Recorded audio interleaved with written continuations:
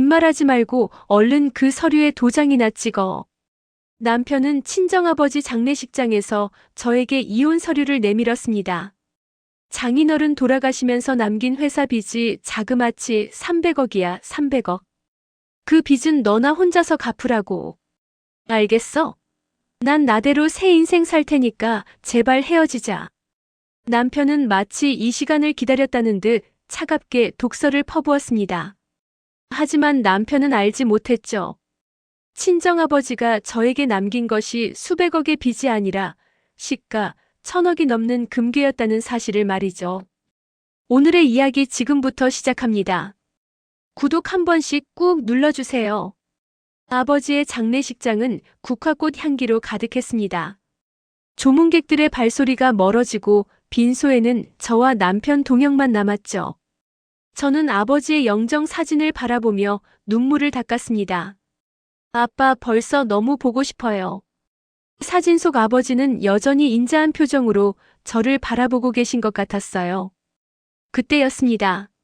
남편 동혁이 양복 안주머니에서 서류 봉투를 꺼냈습니다. 이혼하자. 도장 찍어.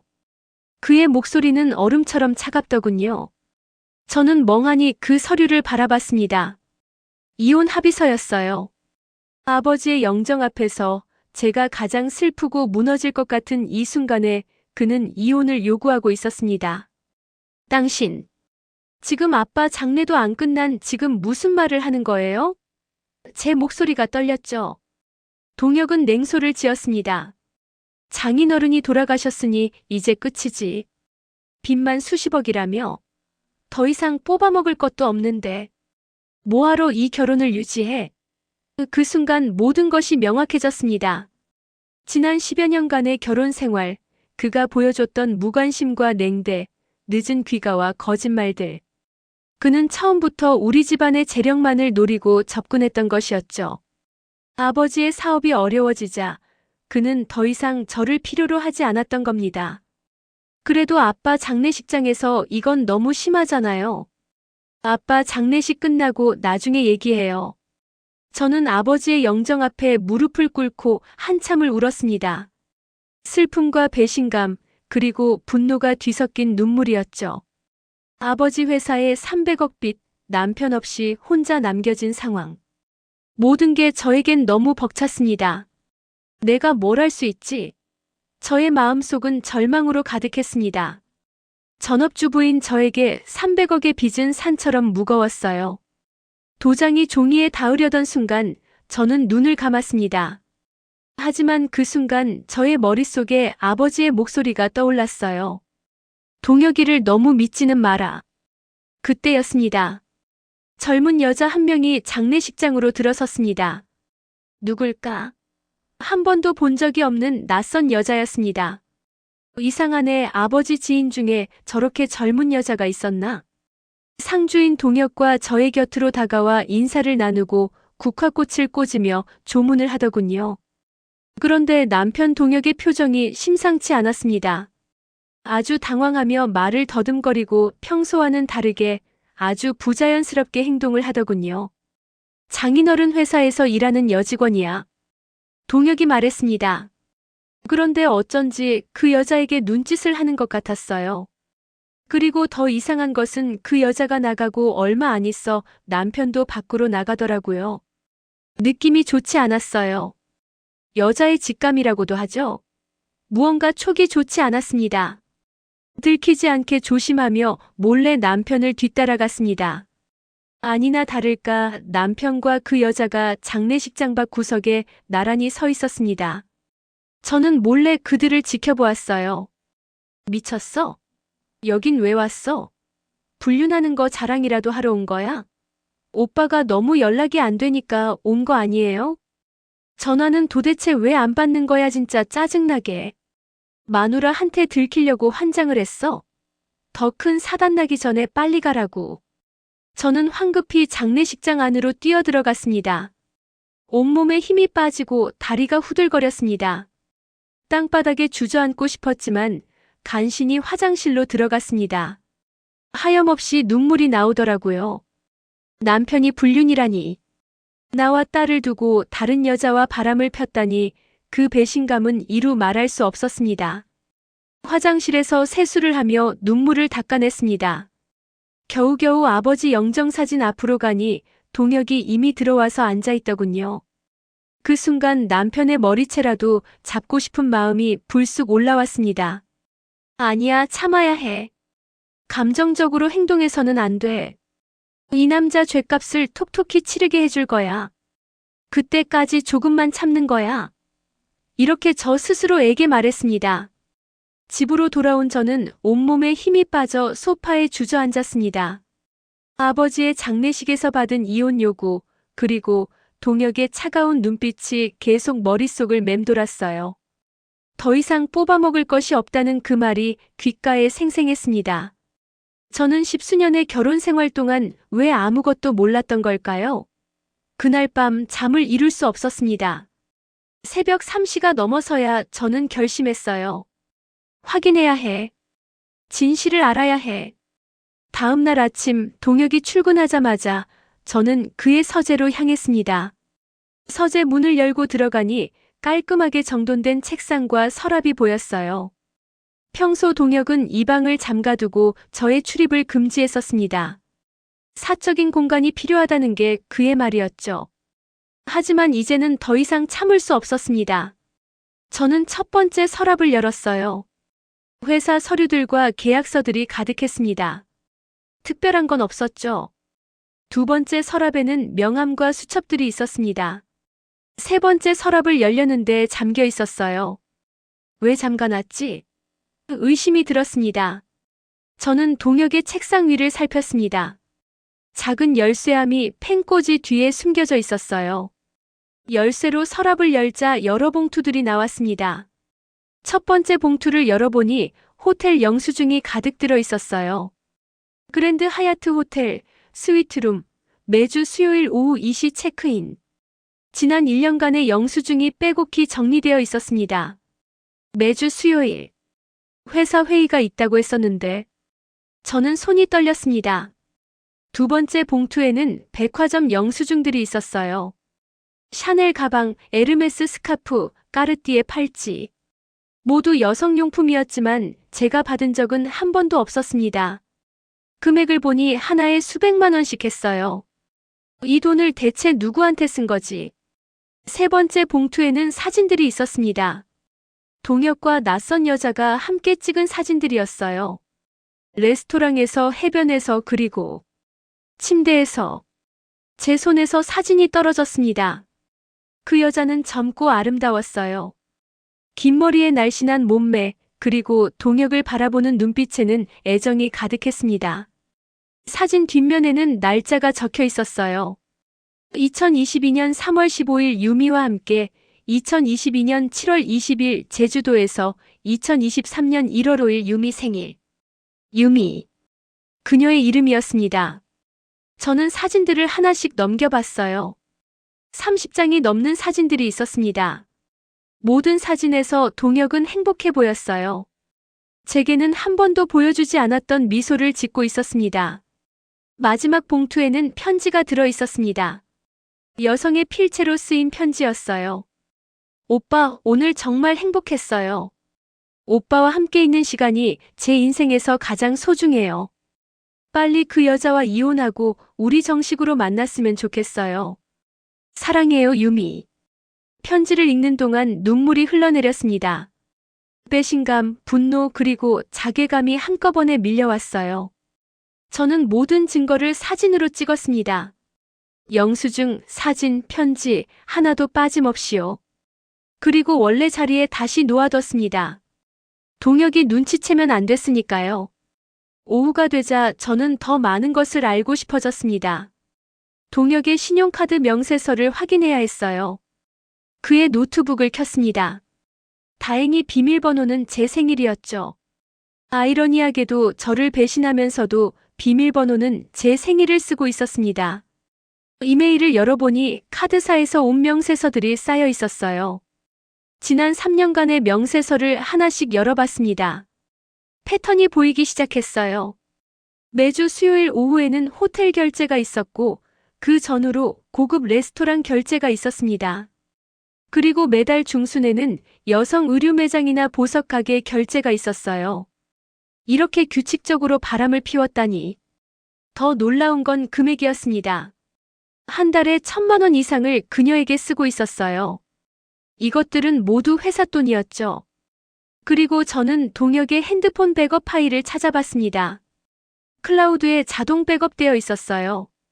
연락처 목록을 열어보니 유미라는 이름이 있었습니다. 전화번호를 메모했어요. 그리고 메시지 백업을 열어봤습니다. 수천 개의 메시지 중 제 눈을 사로잡은 충격적인 메시지. 오빠, 저 임신했어요. 뭐? 정말?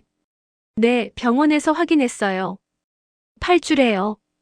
유미야, 미안한데 지금은 낳기 어려울 것 같아. 왜요? 오빠 아기인데. 지금 상황이 복잡해. 장인어른 건강도 안 좋고 이혼도 준비해야 하고. 알았어요. 그럼 일단 기다릴게요. 날짜를 보니 3개월 전이었습니다. 그럼 지금 그 여자는 임신 5개월 정도 되었다는 얘기였어요. 저는 더 이상 참을 수 없었습니다. 그 여자를 직접 확인해야겠다고 결심했죠. 조금만 기다려. 내가 준비할 시간이 필요해. 그리고 나서 너한테 똑같이 돌려줄 거야. 다음 날부터 저는 더 적극적으로 증거를 모으기 시작했습니다. 사립탐정도 고용했어요. 남편의 외도 증거를 확보하고 싶습니다. 조심스럽게 말했습니다. 걱정 마세요. 그런 건 저희가 전문입니다. 탐정은 일주일 동안 동혁을 미행했고 더 많은 증거를 확보했어요.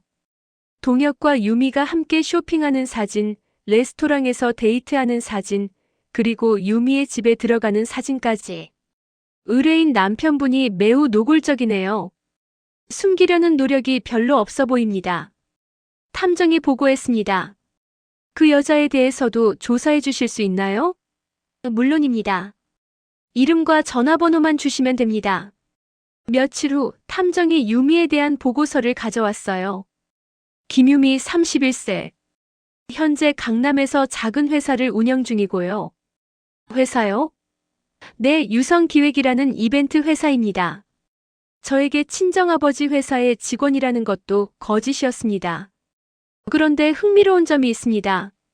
탐정이 서류를 보여줬어요. 이 회사가 의뢰인 남편분의 회사와 거래를 하고 있습니다. 상당한 금액이 오가고 있어요. 무슨 뜻이죠? 제가 물었습니다. 의심스러운 거래입니다. 실제 용역 제공 없이 돈만 오가는 것으로 보입니다. 자세히 조사하려면 회계 전문가가 필요할 것 같습니다. 저는 그 말을 듣고 깨달았습니다. 동혁이 회사 돈을 유미에게 빼돌리고 있을 가능성이 있다는 것을요. 불륜만이 아니라 횡령까지 저지르고 있을지도 몰랐습니다. 그날 밤 저는 모든 증거를 USB에 정리했습니다. 호텔 영수증, 백화점 결제 내역, 사진들, 메시지 백업, 그리고 탐정이 찍은 사진과 동영상까지. 수백 개의 파일이 모였어요. 그리고 가장 중요한 발견이 있었습니다. 유미의 산부인과 예약 기록이었죠. 탐정이 추가로 확보해준 자료였습니다. 김유미님, 임신 20주. 다음 검진일 2025년 11월 28일, 임신 20주면 5개월입니다. 예정일을 계산해보니 내년 4월이었어요. 저는 달력을 펼쳐놓고 생각했습니다. 4월이면 아기가 태어나겠네. 그 전에 모든 걸 끝내야 해. 복수의 계획이 머릿속에서 구체화되기 시작했습니다. 하지만 아직 한 가지가 더 필요했어요. 법적인 조언이었습니다. 저는 인터넷으로 유명한 이혼 전문 변호사들을 검색했습니다. 그러다가 한 가지 기억이 났어요. 아버지의 장례식에서 명함을 주고 간 이 변호사. 그는 회사 법무팀에 있었고 아버지를 존경한다고 했었죠. 혹시 그분이 도와줄 수 있을까? 저는 이 변호사에게 조심스럽게 연락을 했습니다. 변호사님, 좀 만나 뵙고 싶은데 가능할까요? 물론입니다, 사모님. 언제 시간 되시나요? 내일 오전에 뵐 수 있을까요? 알겠습니다. 회사 외부에서 뵙는 게 좋겠죠? 이 변호사는 상황을 이해하는 듯 했습니다. 동혁은 처음부터 저를 사랑한 적이 없었습니다. 그저 우리 집안의 재력과 아버지의 사업이 필요했을 뿐이에요. 그리고 다른 여자를 임신시키고 아버지가 돌아가시기만을 기다리고 있었던 거죠. 저녁 7시 동혁이 집에 돌아왔습니다. 오자마자 남편은 다시 이혼 얘기부터 꺼냈습니다. 빨리 서로를 위해서 헤어지자고 하더군요. 그래, 당신이 그렇게 원하면 우리 이혼하자. 우리 아버지 회사 빚은 내가 어떻게든 책임져 볼게. 그래, 잘 생각했어. 내일부터 나 이 집이 아닌 다른 곳에서 지낼 거야. 그게 서로 불편하지 않으니까. 동혁이 차갑게 말했습니다. 하지만 그는 몰랐습니다. 제가 모든 것을 알고 있다는 것을. 그리고 곧 그가 지은 죄의 대가를 치르게 될 것이라는 것을요. 조금만 기다려. 아버지의 장례가 끝나고 마음을 추스른 후에. 그때 너를 완전히 무너뜨릴 거야. 저는 속으로 다짐하며 방으로 들어갔습니다. 복수는 이미 시작되고 있었습니다. 다음 날 아침 회사 근처 조용한 카페에서 이 변호사를 만났습니다. 이 변호사는 주위를 살피며 조심스럽게 서류 봉투를 꺼냈어요. 사모님, 이 말씀을 드리기가 정말 조심스럽습니다만. 그는 잠시 망설이다가 입을 열었습니다. 전무님께서 과거부터 지금 현재까지도 회사 자금을 횡령하고 계십니다. 저는 커피잔을 든 손이 떨렸습니다. 확실한 겁니까? 네, 불행히도 확실합니다. 지난 3년간 약 80억 원 정도로 추정됩니다. 이 변호사는 첫 번째 서류를 펼쳤어요. 처음에는 우연이었습니다. 제가 계약서를 검토하다가 이상한 거래처를 발견했거든요. 대성종합상사라는 회사였는데 우리가 매달 수억 원씩 결제하고 있더군요. 그는 계속 설명했습니다. 그런데 이상한 점이 있었어요. 그 회사의 사업자 등록번호를 조회해보니 실체가 없는 유령 회사였습니다. 주소지도 허위였고요. 그럼 그 돈은 어디로 간 겁니까? 제가 물었습니다. 그게 더 충격적입니다. 제가 자체적으로 조사를 진행했는데 이 변호사가 두 번째 서류를 꺼냈어요. 은행 거래 내역서였습니다. 이 유령 회사 계좌로 입금된 돈이 24시간 이내에 다른 계좌로 전액 이체되더군요. 그 계좌의 명의자는 김유미라는 여성이었습니다. 유미. 그 이름을 듣는 순간 제 머릿속이 하얘졌어요. 호텔에서 봤던 그 여자, 임신한 그 여자였습니다. 더 있습니다. 이 변호사는 세 번째 서류를 펼쳤습니다. 전무님은 회사 자금으로 강남에 있는 고급 아파트를 매입했습니다. 물론 명의는 김유미 씨로 되어 있죠. 시세가 약 20억 원 정도 됩니다. 저는 숨을 깊이 들이쉬었습니다. 분노와 배신감이 동시에 밀려왔어요. 그게 다입니까? 아닙니다. 배임 행위도 여러 건 있습니다. 이 변호사가 네 번째 서류를 보여줬습니다. 전무님은 우리 회사의 불리한 계약을 의도적으로 체결했습니다. 경쟁 입찰에서 일부러 높은 가격을 제시했습니다. 왜 그런 짓을 한 겁니까? 추측컨대 뒷돈을 받았을 겁니다. 실제로 전무님 개인 계좌로 출처를 알 수 없는 입금이 여러 차례 있었거든요. 저는 잠시 말을 잃었습니다.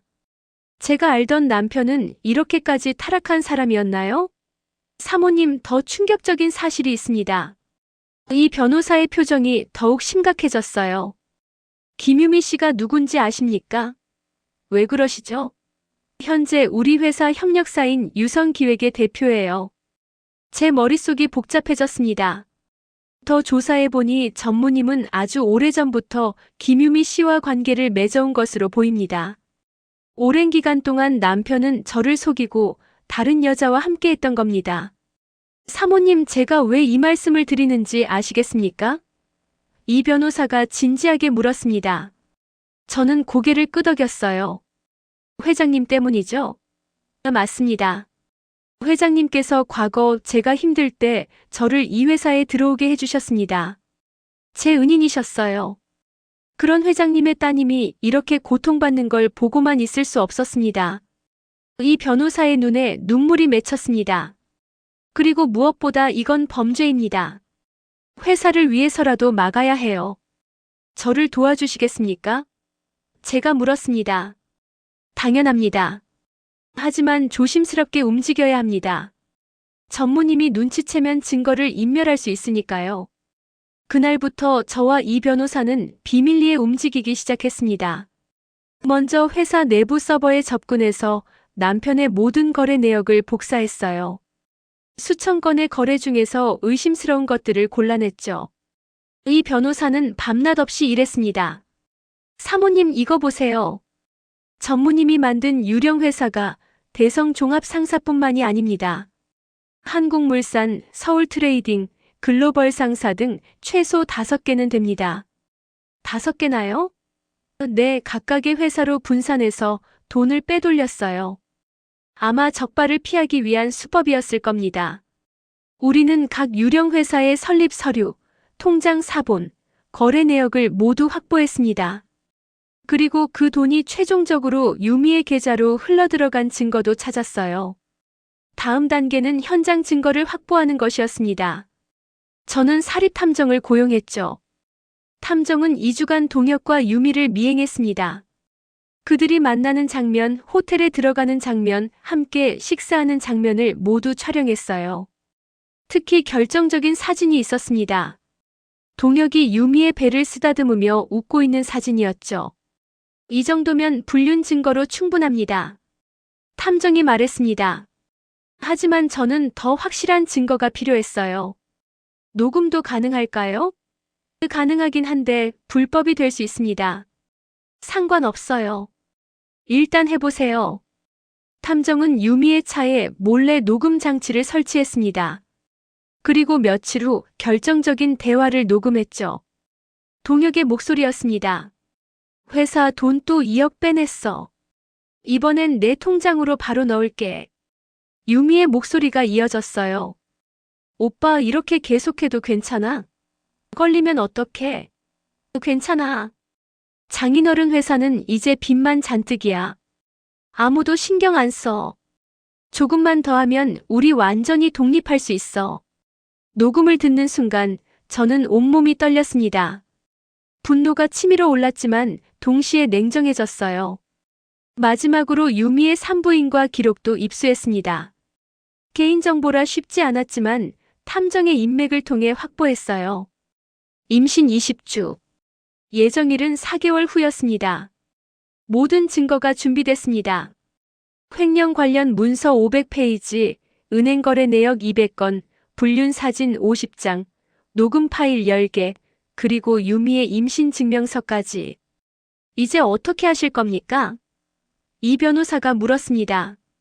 저는 차갑게 미소 지었어요. 때를 기다리는 거죠. 적절한 순간에 이 모든 걸 폭로할 겁니다. 장례식이 끝난 지 일주일 후였습니다. 집 초인종이 울렸어요. 문을 열자 60대 중반으로 보이는 품위 있는 신사가 서 있었습니다. 깔끔한 회색 정장에 은퇴 안경을 쓴 그는 정중하게 고개를 숙였죠. 수미 씨, 저는 구 변호사라고 합니다. 돌아가신 회장님의 오랜 친구입니다. 그의 목소리는 차분하면서도 신뢰감이 느껴졌어요. 아버지의 친구시라고요? 저는 의아했습니다. 아버지의 장례식에서 본 적이 없는 분이었거든요. 네, 사실 회장님께서 저를 장례식에 오지 말라고 하셨습니다.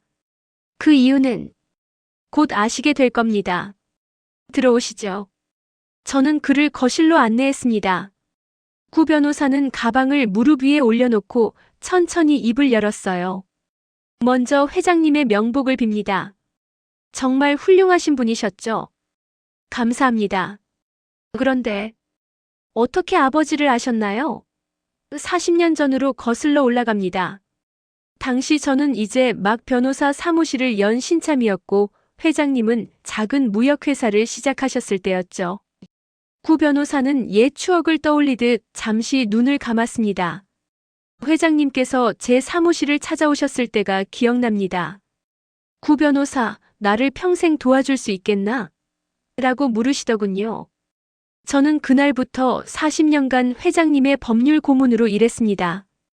구 변호사는 가방에서 두툼한 서류 봉투를 꺼냈어요. 봉투에는 아버지의 필체로 수미에게라고 적혀 있었습니다. 손이 떨렸죠. 이게 뭔가요? 회장님께서 40년 전부터 비밀리에 준비하신 유산입니다. 수미 씨가 태어나던 해부터 시작된 일이에요. 저는 봉투를 천천히 열었습니다. 가장 먼저 나온 것은 아버지의 손편지였어요. 사랑하는 딸 수미에게. 내가 이 편지를 읽고 있다면 아빠는 이미 세상을 떠난 후일 게다. 미안하구나. 아빠가 살아생전에 이 이야기를 하지 못해서. 하지만 이렇게 하는 것이 너를 지키는 최선의 방법이라고 생각했단다. 편지를 읽는 동안 눈물이 멈추지 않았습니다. 아버지는 제가 태어나던 1985년 사업 초기에 큰 결심을 하셨다고 했어요.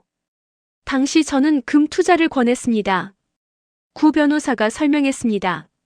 1985년은 금값이 역사적으로 매우 낮았던 시기였거든요.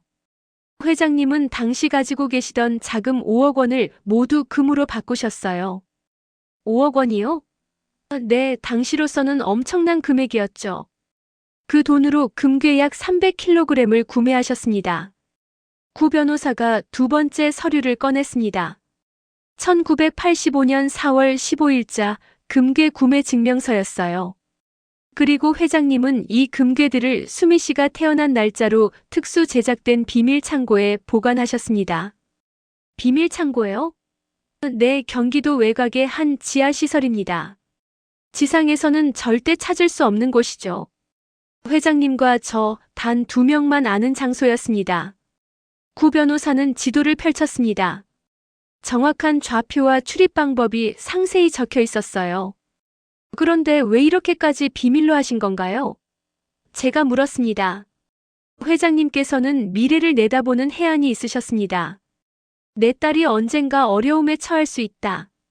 그때 아무도 모르는 안전망이 필요하다고 하셨죠. 그리고 그게 전부가 아닙니다. 구 변호사가 세 번째 서류를 꺼냈습니다. 회장님께서는 40년 동안 매년 금을 조금씩 더 구매하셨어요. 사업이 잘 될 때마다 이익금의 일부를 금으로 바꾸셨죠. 서류에는 연도별 금 구매 내역이 빼곡히 적혀 있었습니다. 1986년 20kg, 1987년 30kg, 1990년 50kg. 특히 1990년대 후반 IMF 때 금값이 폭락했을 때 회장님은 과감하게 200kg을 추가로 구매하셨습니다. 지금이 기회다라고 하시면서요. 구 변호사는 총 누적량을 계산했습니다. 40년간 총 15만 돈의 금을 구매하셨습니다. 15만 돈. 저는 말을 잇지 못했습니다. 네, 현재 시세로 환산하면 구 변호사가 최종 계산을 했습니다. 약 1,000억 원입니다. 저는 그 자리에서 멍해졌어요. 1,000억. 상상도 할 수 없는 금액이었습니다. 믿기지 않으시죠? 저도 처음에는 그랬습니다. 구 변호사가 또 다른 서류를 꺼냈습니다. 이건 금괴 보관 증명서입니다. 매년 정기적으로 창고를 점검하고 발급받은 문서들이에요. 수십 장의 증명서가 연도별로 정리되어 있었습니다. 각 증명서에는 금괴의 개수, 무게, 순도가 상세히 기록되어 있었죠. 그리고 이건 가장 중요한 서류입니다. 구 변호사가 낡은 서류를 조심스럽게 꺼냈어요. 신탁계약서입니다. 1985년 4월 20일 수미 씨가 태어난 지 꼭 일주일 후에 작성된 것이죠. 서류를 보니 정말로 제 이름이 적혀 있었습니다. 갓난아기였던 제가 수탁자로 등록되어 있었어요. 회장님께서는 모든 금괴를 수미 씨 명의로 신탁 등록하셨습니다. 법적으로는 수미 씨가 태어난 순간부터 이미 수미 씨의 재산이었던 거예요. 그럼 이건 혼전 재산이라는 말인가요? 정확합니다. 수미 씨가 결혼하기 훨씬 전, 아니 태어난 직후부터 소유하고 계셨던 재산입니다. 따라서 어떤 경우에도 배우자와 재산 분할 대상이 될 수 없어요. 저는 아버지의 깊은 통찰력에 감탄했습니다. 40년 전 제가 막 태어났을 때부터 이미 미래를 대비하셨던 거예요. 아버지께서 이 모든 걸 예상하신 건가요? 회장님께서는 인간의 본성을 꿰뚫어 보시는 분이었습니다. 사람은 돈 앞에서 변한다. 내 딸이 언젠가 돈 때문에 상처받을 수 있다. 그럴 때 아무도 모르는 이 재산이 수미를 지켜줄 것이다라고 하셨죠. 구 변호사는 계속 설명했습니다. 특히 회장님께서는 수미 씨의 배우자를 매우 조심스럽게 관찰하셨습니다. 동혁 씨와 결혼하실 때도 저에게 연락하셨어요. 구 변호사, 저 사람 좀 조사해봐 주게라고요. 동혁을 조사하셨다고요? 네, 신상조사를 의뢰하셨습니다. 그리고 결과를 보시고는 구 변호사가 잠시 말을 멈췄습니다. 회장님께서 매우 걱정하셨어요. 저 사람 눈빛이 수미를 보는 게 아니라 내 재산을 보고 있어라고 하시더군요. 그럼 왜 결혼을 막지 않으셨나요? 회장님께서 말씀하셨습니다. 딸아이가 사랑한다는데 내가 막을 순 없지. 하지만 만약을 위한 준비는 해둬야겠어. 그래서 이 모든 걸 더욱 철저히 비밀로 하신 겁니다. 저는 눈물이 났습니다.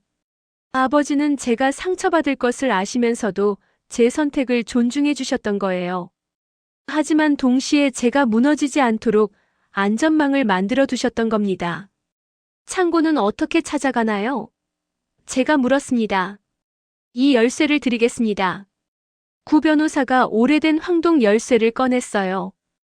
그리고 이 GPS 좌표로 가시면 됩니다. 단 혼자 가시면 안 됩니다.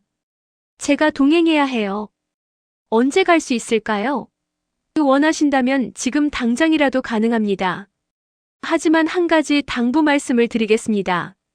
구 변호사의 표정이 진지해졌어요. 이 사실을 절대 동혁 씨가 알게 해서는 안 됩니다.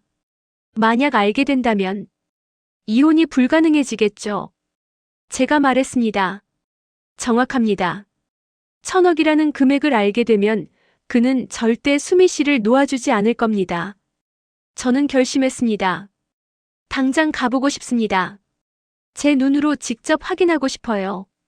알겠습니다. 그럼 제 차로 가시죠. 우리는 구 변호사의 검은색 세단을 타고 서울을 벗어났습니다. 1시간 정도 달려 경기도 외곽의 한적한 곳에 도착했어요. 겉으로 보기엔 그저 평범한 창고 단지였습니다. 여기가 맞나요? 네, 시동 지하입니다. 구 변호사는 저를 건물 안으로 안내했습니다. 낡은 엘리베이터를 타고 지하 3층으로 내려갔죠. 긴 복도 끝에 철문이 하나 있었습니다. 문에는 특별한 표시도 없었어요. 구 변호사가 황동 열쇠를 꺼내 문을 열었습니다. 삐걱거리는 소리와 함께 문이 열렸고 안에서 차가운 공기가 흘러나왔어요. 전등을 켜겠습니다. 형광등이 깜빡거리며 켜졌습니다. 그리고 제 눈앞에 펼쳐진 광경에 저는 숨을 멈췄어요. 방 안가득 벽면을 따라 정렬된 금괴들이 빛나고 있었습니다. 이게 전부 말이 나오지 않았습니다. 빛나는 금괴가 선반마다 빼곡히 쌓여 있었어요. 저는 떨리는 손으로 금괴 하나를 집어들었습니다. 묵직한 무게감이 느껴졌어요. 금괴 표면에는 파인 골드 999.9라는 각인과 함께 제조 연도가 새겨져 있었습니다. 이건 1985년산이군요. 맞습니다. 회장님께서 처음 구매하신 것들 중 하나예요. 40년의 세월이 담겨 있는 거죠. 저는 창고 안을 천천히 둘러봤습니다. 각 선반에는 구매 연도별로 금괴가 정리되어 있었어요. 1985년, 1987년, 1990년, 1998년. 아버지의 40년 인생이 이 금괴들에 새겨져 있었습니다. 아버지. 저는 금괴를 가슴에 안고 울었습니다. 아버지는 평생 동안 묵묵히 저를 위해 이 모든 것을 준비하셨던 거예요. 회장님께서 마지막으로 하신 말씀이 있습니다. 구 변호사가 말했습니다. 이 금괴들은 단순한 재산이 아니다. 아빠가 너에게 주는 자유다. 누구에게도 의지하지 말고 당당하게 내 삶을 살아라. 아빠는 항상 내 편이란다. 저는 그 말을 듣고 더욱 울음을 터뜨렸습니다. 구 변호사 사무실을 나와 차에 탄 저는 한동안 멍하니 앉아 있었습니다. 1,000억 원이라는 유산, 아버지의 40년 계획, 그리고 제 앞에 펼쳐진 새로운 가능성들. 모든 것이 현실처럼 느껴지지 않았어요. 하지만 가장 먼저 떠오른 생각은 걱정이었습니다. 동혁이 이 사실을 알면 어떻게 되지? 저는 즉시 구 변호사에게 전화를 걸었습니다. 변호사님, 제가 집에 가기 전에 한 가지 더 확인하고 싶은 게 있어요. 무엇입니까? 동혁이가 이 유산에 대해 알게 되면 어떻게 되나요? 법적으로요. 구 변호사는 잠시 침묵했다가 대답했습니다. 다시 사무실로 오시겠습니까? 자세히 설명해 드리겠습니다. 저는 차를 돌려 다시 사무실로 향했어요. 30분 후 저는 구 변호사의 집무실에 앉아 있었습니다. 그는 책상 위에 여러 서류를 펼쳐놓았어요. 수미 씨, 먼저 가장 중요한 사실을 말씀드리겠습니다. 구 변호사가 오래된 서류를 가리켰습니다. 이것은 1985년 4월 20일자 신탁 계약서입니다. 수미 씨가 태어난 지 정확히 일주일 후에 작성된 문서죠. 서류에는 정말로 제 이름이 적혀 있었어요. 갓난아기였던 저의 이름이요. 회장님께서는 당시 금괴를 구매하신 직후 즉시 수미 씨 명의로 신탁 등록을 하셨습니다. 이것이 무엇을 의미하는지 아십니까? 제 재산이라는 뜻인가요? 정확합니다. 법적으로 보면 이 금괴들은 수미 씨가 태어난 순간부터 수미 씨의 소유였습니다. 구 변호사가 다른 서류를 꺼냈어요. 그리고 이것은 등기부등본입니다. 금괴 보관 창고의 소유권도 수미 씨 명의로 등재되어 있습니다. 1985년 4월 25일자로요. 그럼 저는 천천히 이해하기 시작했습니다. 이건 제가 결혼하기 훨씬 전부터 제 것이었다는 말씀이시죠? 맞습니다. 쉽게 말하면 배우자와 상관없는 개인 재산이라는 뜻입니다. 재산 분할 대상이 절대 될 수 없어요. 구 변호사의 설명에 저는 안도의 한숨을 쉬었습니다. 그럼 남편이 이 사실을 알아도 상관없다는 건가요? 법적으로는 그렇습니다. 하지만 구 변호사가 심각한 표정을 지었어요. 하지만요. 현실적으로는 문제가 생길 수 있습니다. 구 변호사는 의자에 기대며 설명을 이어갔습니다. 만약 동혁 씨가 1,000억 원이라는 사실을 알게 되면 그는 절대 순순히 이혼에 동의하지 않을 겁니다. 하지만 재산 분할 대상이 아니라면서요? 맞습니다. 하지만 동혁 씨는 온갖 방법을 동원해서 소송을 길게 끌 것입니다. 그 과정에서 수미 씨에게 심리적 압박을 가하고 합의금이라도 뜯어내려고 할 거예요. 저는 동혁의 성격을 생각해 보니 충분히 그럴 것 같았습니다. 가장 좋은 방법은 동혁 씨가 이 사실을 모르는 상태에서 이혼을 성사시키는 겁니다. 구 변호사가 단호하게 말했습니다. 하지만 만약 알게 된다면 그때는 법정에서 정면 승부를 해야 합니다. 우리에게는 40년치 증거가 있으니 이길 수 있어요. 다만 시간과 에너지가 많이 소모될 뿐이죠. 저는 잠시 생각에 잠겼습니다. 아버지가 이렇게까지 철저하게 준비해 주신 이유를 이제 알겠어. 변호사님, 제가 천천히 입을 열었습니다. 이 유산을 아는 사람이 변호사님과 저 외에 또 있나요? 없습니다. 회장님께서도 부인께조차 말씀하지 않으셨습니다. 오직 저와 회장님, 그리고 이제 수미 씨만 아는 비밀입니다. 변호사님, 제가 다시 입을 열었습니다. 제가 이제 해야 할 일이 뭔가요? 먼저 마음을 단단히 먹으셔야 합니다. 구 변호사가 진지하게 말했어요. 앞으로 동혁 씨와의 싸움이 시작될 겁니다. 이혼 소송, 그리고 그가 저질렀을 다른 범죄들에 대한 처벌까지요. 저도 각오는 되어 있어요. 좋습니다. 그럼 단계별로 준비하겠습니다. 구 변호사가 새 노트를 펼쳤어요. 1단계 동혁 씨의 불륜과 범죄 증거를 더 확보합니다. 이 변호사님과 협력해서 횡령 증거를 완벽하게 만드는 겁니다. 2단계 유산에 대한 법적 문서를 재정비합니다. 40년 전 서류들이니 법원에서 의심받지 않도록 공증과 확인 절차를 다시 밟겠습니다. 3단계 이혼 소송을 제기합니다. 이때 유산 얘기는 절대 꺼내지 않습니다. 단지 동혁 씨의 불륜을 이유로 이혼하는 겁니다.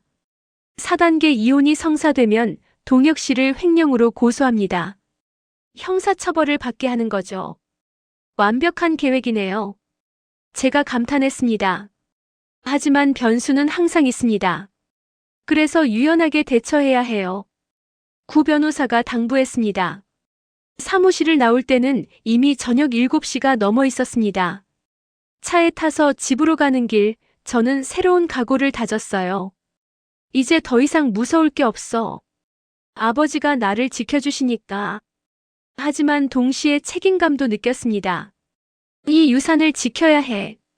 그리고 현명하게 사용해야 해. 아버지의 40년 노력을 헛되게 할 수 없어. 구 변호사와의 첫 번째 작전 회의는 그의 사무실에서 열렸습니다. 고풍스러운 인테리어의 회의실에는 저와 구 변호사, 그리고 이 변호사 세 사람이 앉아 있었어요. 테이블 위에는 두꺼운 서류 뭉치들이 쌓여 있었습니다. 자, 이제 본격적으로 계획을 세워야 합니다. 우리의 목표는 크게 두 가지입니다. 첫째, 수미 씨와 동혁 씨의 깔끔한 이혼. 둘째, 동혁 씨의 범죄에 대한 법적 처벌. 문제는 순서입니다. 순서가 중요합니다. 그는 칠판에 화살표를 그리며 설명했습니다. 1단계 이혼 소송 제기 및 승소. 2단계 이혼 확정 직후 형사 고소. 3단계 형사 재판 진행 및 유죄 판결. 깔끔하네요. 저는 감탄했습니다. 우리는 지금부터 동시에 두 가지를 준비합니다. 먼저 국세청에 제보를 넣겠습니다. 익명으로요. 구 변호사가 설명했습니다. 동혁 씨의 회사에 세무조사가 들어가면 그는 증거인멸을 시도하기 어렵습니다. 오히려 조사를 받는 과정에서 더 많은 증거가 나올 수 있죠. 그리고 회사 내부 감사도 시작해야 합니다. 이 변호사가 덧붙였습니다. 제가 법무팀장으로서 정식으로 내부 감사를 요청하겠습니다. 그리고 또 하나 중요한 작업이 있습니다. 구 변호사가 진지한 표정을 지었어요. 김유미 씨를 우리 편으로 만드는 겁니다. 김유미 그 여자를요? 저는 놀랐습니다. 그녀는 동혁의 연인이었고 횡령의 공범이기도 했어요. 네, 그녀가 핵심 증인이 될 수 있습니다. 구 변호사가 설명했습니다. 유미 씨는 조사가 들어간다는 것을 알게 되면 매우 불안한 상태일 겁니다. 임신했고 횡령 공범으로 처벌받을 가능성도 있고요. 그래서요. 우리가 그녀에게 살 방도를 제시하는 겁니다. 진실을 증언하면 선처받을 수 있다고요. 저는 잠시 생각했습니다. 유미는 저를 배신한 여자였지만 전략적으로는 필요한 존재였어요. 좋아요. 해보세요. 하지만 제가 직접 만나는 건 싫어요. 당연합니다. 제가 접촉하겠습니다. 구 변호사가 말했습니다. 다음 날 구 변호사는 국세청에 제보를 넣었습니다. 익명의 내부 고발자를 가장해서요. 제보 내용은 구체적이었습니다. 거래처 이름, 거래 날짜, 금액까지 상세히 적혀 있었죠. 일주일 후 국세청에서 세무조사 통보가 왔습니다. 회사는 발칵 뒤집혔어요. 세무조사요? 갑자기 왜? 또 동혁이 당황한 목소리로 물었습니다. 정기조사라고 합니다. 3년치 회계를 전부 조사한다네요. 경리부장이 보고했어요. 동혁의 얼굴이 창백해졌습니다. 저는 멀리서 그 모습을 지켜봤죠. 감사가 시작되자 동혁은 점점 초조해졌습니다. 매일 늦게까지 회사에 남아서 서류를 정리하는 모습이 목격됐어요. 전무님, 요즘 안색이 안 좋으신데 괜찮으세요? 비서가 걱정스럽게 물었습니다. 괜찮아.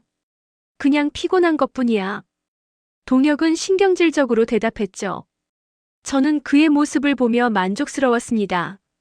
서서히 압박을 가하는 거예요. 한편 구 변호사는 유미에게 접촉을 시도했습니다.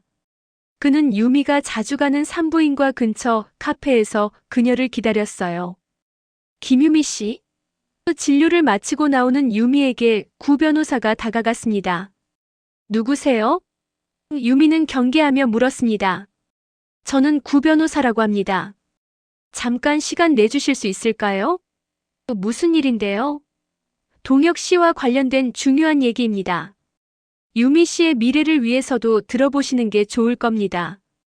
유미는 망설이다가 고개를 끄덕였습니다. 그들은 조용한 카페로 자리를 옮겼어요. 무슨 얘기를 하려는 건가요? 유미가 커피잔을 쥐고 물었습니다. 유미 씨, 지금 동혁 씨가 큰 문제에 휘말려 있다는 거 아시죠? 구 변호사가 조심스럽게 말문을 열었습니다. 무슨 문제요? 유미의 목소리가 떨렸어요. 회사 돈을 횡령한 문제입니다. 80억 원이 넘는 금액이죠. 구 변호사가 서류를 꺼내 보여줬습니다.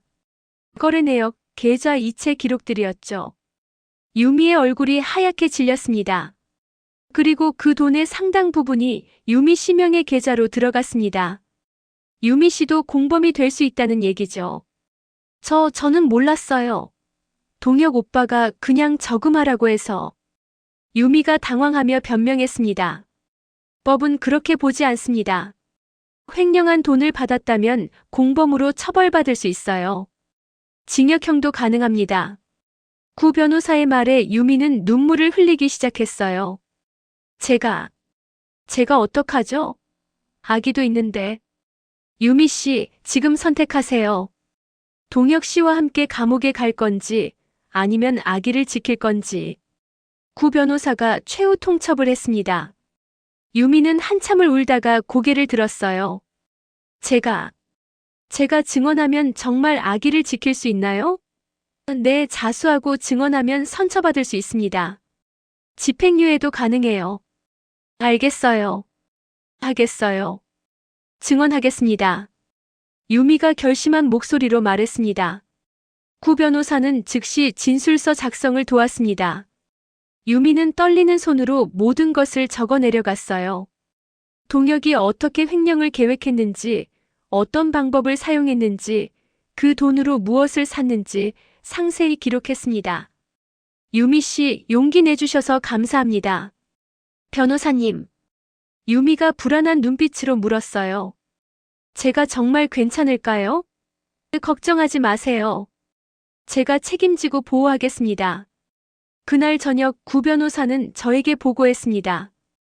유미 씨를 포섭하는 데 성공했습니다. 한편 세무조사와 내부 감사는 계속 진행되고 있었습니다. 동혁은 점점 더 초조해졌어요. 그는 유미에게 자주 전화를 걸었습니다. 유미야, 요즘 좀 이상해. 세무조사에 내부 감사까지. 괜찮을 거예요, 오빠. 유미는 침착하게 대답했습니다. 이미 구 변호사와 협력하기로 했지만 동혁에게는 들키지 않으려 연기를 하고 있었어요. 만약 문제가 생기면 어떡하지? 혹시 우리 계좌가 들통나면? 그럴 리 없어요. 조심했잖아요. 하지만 유미는 속으로 다른 생각을 하고 있었습니다. 미안해요, 오빠. 하지만 저는 제 아기를 지켜야 해요. 2주 후 세무조사 예비 결과가 나왔습니다. 심각한 회계 부정이 발견됐습니다. 국세청 조사관이 회사 대표에게 보고했어요. 구체적으로 어떤 부정인가요? 가짜 거래처를 통한 자금 유출입니다. 총 5개 회사가 확인됐고 금액은 약 80억 원으로 추정됩니다. 회사는 비상이 걸렸습니다. 긴급 이사회가 소집됐어요. 이것은 명백한 범죄입니다. 담당자가 누구입니까? 대표이사가 물었습니다. 경영지원부 전무 김동혁 씨의 결재가 대부분입니다. 경리부장이 떨리는 목소리로 대답했습니다. 모든 시선이 동혁에게 쏠렸습니다. 동혁은 창백한 얼굴로 자리에서 일어났어요. 저는 몰랐습니다. 부하 직원이 한 일일 겁니다. 전무님 직인이 찍혀 있습니다. 어떻게 모를 수 있습니까? 이 변호사가 날카롭게 물었습니다. 그건 위조됐을 수도. 동혁은 변명하려 했지만 설득력이 없었어요. 일단 동혁 전무는 업무에서 배제하겠습니다. 조사에 협조하십시오. 대표이사가 선언했습니다. 동혁은 그날로 사무실에서 쫓겨났습니다. 그의 컴퓨터와 서류는 모두 압수됐어요. 저는 멀리서 그 광경을 지켜봤습니다. 동혁이 박스를 들고 비틀거리며 나가는 모습이 보였죠. 이제 거의 다 왔어. 다음 날 유미는 동혁을 만났습니다. 가방 속에는 녹음기가 숨겨져 있었어요. 유미야, 내 통장에 있는 돈 전부 현금으로 빼. 동혁이 다급하게 말했습니다. 왜요? 증거가 되니까. 현금으로 빼서 안전한 곳에 숨겨놔. 하지만 그럼 더 의심받는 거 아니에요? 지금은 그럴 수밖에 없어. 일단 피해야 해. 동혁의 말은 명백한 증거 인멸 교사였습니다. 유미는 녹음 파일을 구 변호사에게 전달했어요. 완벽합니다. 이것으로 증거 인멸 교사까지 입증할 수 있습니다. 구 변호사가 만족스러워했습니다. 모든 퍼즐 조각이 맞춰지고 있었습니다. 세무조사 결과, 내부 감사 보고서, 유미의 진술서, 그리고 녹음 파일까지. 이제 마지막 단계만 남았어요. 이혼 소송이었습니다. 며칠 후 구 변호사, 이 변호사, 그리고 저는 마지막 전략 회의를 가졌습니다. 모든 준비가 완료됐습니다. 구 변호사가 선언했어요. 세무조사는 형사 고발로 이어질 것이고 유미 씨의 증언도 확보했습니다. 증거인멸 교사 녹음까지 있으니 완벽합니다. 모든 것이 계획대로 진행되는 듯 했습니다. 동혁에 대한 증거는 충분히 모았고 아버지의 유산도 안전하게 보호되고 있었어요. 이혼 소송 준비도 착착 진행되고 있었습니다. 구 변호사는 이제 일주일 후면 이혼 소송을 제기할 수 있습니다라고 말했죠. 저는 마음이 한결 가벼워졌습니다. 이제 곧 자유로워질 수 있어. 그렇게 생각하며 평온한 나날을 보내고 있었어요. 그런데 그날 저녁 모든 것이 틀어지기 시작했습니다.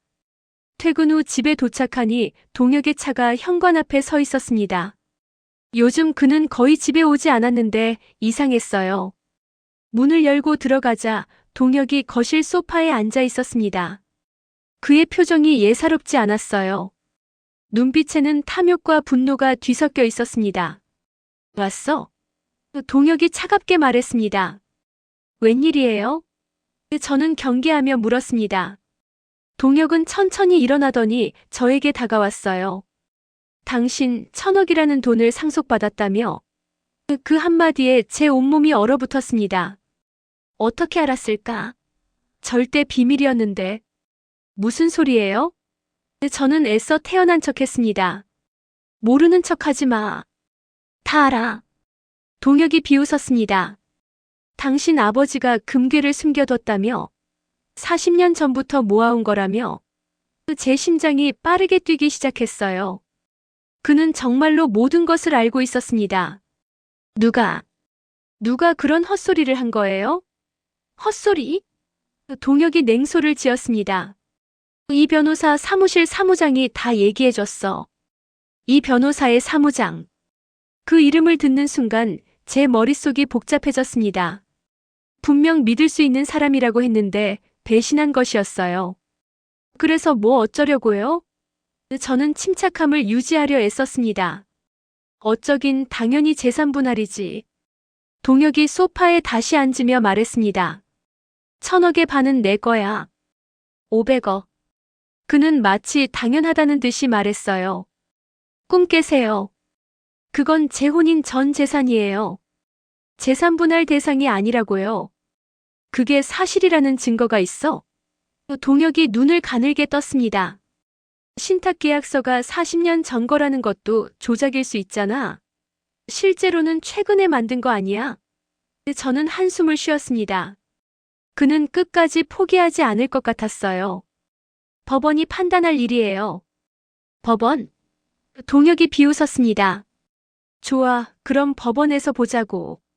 나도 변호사 선임할 거야. 최고의 변호사로. 그는 자리에서 일어나 문 쪽으로 걸어갔습니다.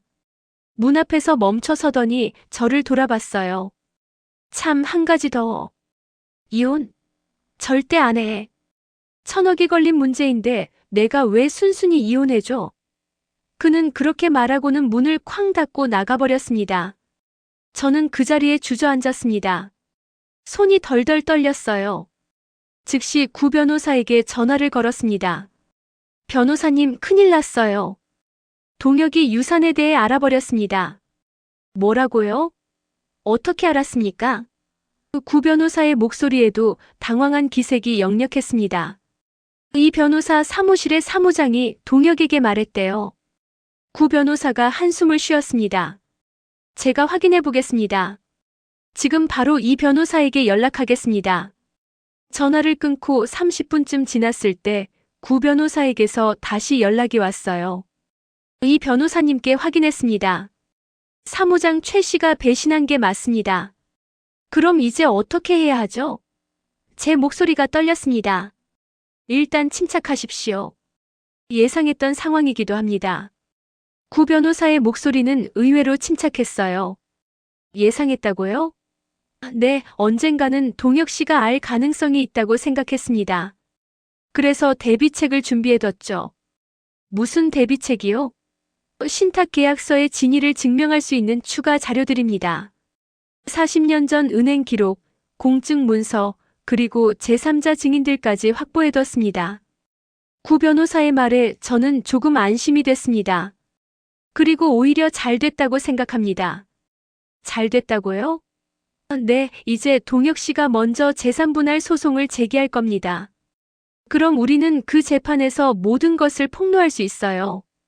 불륜, 횡령 모든 증거를 한꺼번에 제시하는 겁니다. 구 변호사의 전략이 이해가 됐습니다. 그럼 준비를 더 철저히 해야겠네요. 맞습니다. 내일 사무실로 오십시오. 재판 준비를 시작하겠습니다. 다음 날 아침 저는 구 변호사 사무실로 갔습니다.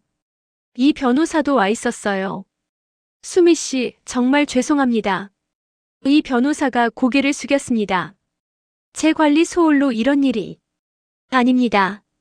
이 변호사님 잘못이 아니에요. 저는 그를 위로했습니다. 사무장은 어떻게 됐나요? 즉시 해고 조치했습니다. 그리고 고소도 준비 중입니다.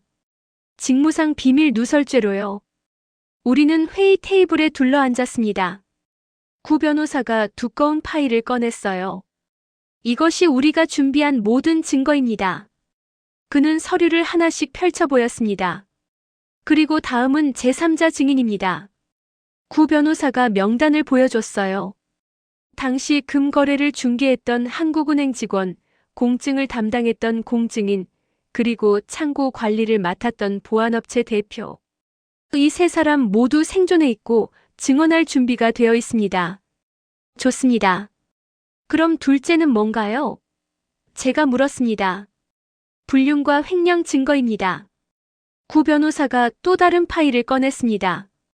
호텔 출입 기록 47건, 사진 83장, 녹음 파일 12개, 횡령 관련 문서 500페이지. 모두 정리해서 재판에 제출할 준비가 되어 있습니다. 그리고 유미 씨의 증언도 확보했습니다. 이 변호사가 덧붙였습니다. 유미 씨가 증언하기로 했나요? 저는 놀랐습니다. 네, 며칠 전에 제가 직접 만나서 설득했습니다.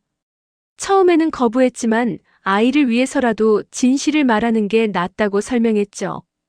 그녀가 정말 증언할까요? 확실합니다. 이미 진술서를 작성했습니다. 이 변호사가 진술서를 보여줬어요. 유미의 서명이 있었습니다. 그날 오후 예상대로 법원에서 소장이 도착했습니다. 동혁이 재산분할 청구 소송을 제기한 것이었어요. 비서 민지가 황급히 제 사무실로 들어왔습니다. 회장님, 법원에서 소장이 왔습니다. 저는 소장을 펼쳐봤습니다. 재산분할 청구 소송. 원고 김동혁, 피고 박수미. 청구 금액 500억 원. 소장에는 동혁의 주장이 빼곡히 적혀 있었어요. 원고는 피고와 10여 년간 혼인 관계를 유지하였으며 피고 부친의 사업이 어려울 때 헌신적으로 도왔습니다. 피고가 상속받은 1,000억 원은 혼인 기간 중 발생한 재산으로 원고는 그 절반에 대한 권리가 있습니다. 뻔뻔한 주장이었습니다. 저는 즉시 구 변호사에게 연락했어요. 변호사님, 소장 받았어요. 예상했던 대로입니다. 제가 지금 가겠습니다. 1시간 후 구 변호사가 제 사무실에 도착했습니다. 그는 소장을 꼼꼼히 읽어 내려갔어요. 예상보다 더 뻔뻔하네요. 구 변호사가 혀를 찼습니다. 어떻게 대응하죠? 그 답변서를 작성해야 합니다. 그리고 반대로 우리도 이혼 청구 소송을 제기하겠습니다. 동시에 두 개의 소송이 진행되는 건가요? 네, 재산분할과 이혼 소송을 병합해서 진행할 수 있습니다. 오히려 효율적이죠. 구 변호사가 설명했습니다.